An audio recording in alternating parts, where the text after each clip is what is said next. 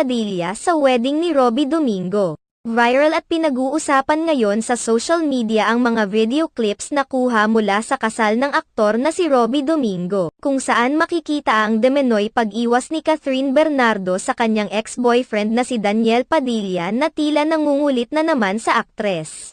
Ayon pa sa mga nakakakita, habol ng habol umano si Daniel Padilla at pilit na inaalalayan ang aktres habang ang huli naman ay halatado na umanong umiiwas at tila naasiwa sa mga pinaggagawa ni Daniel Padilla. Sa isang video makikita ang pag-alalay ni Daniel Padilla kay Catherine Bernardo habang palabas ito sa simbahan. Hawak-hawak ni Daniel Padilla ang braso ni Catherine Bernardo habang hinihintay nila ang sasakyan ng aktres. Nang dumating na ang sasakyan at sinabihan na ni Catherine si Daniel na bumitaw na sa kanya dahil nandyan na ang kanyang sasakyan. Bagamat maayos naman ang pagkakasabi ng aktres, makikita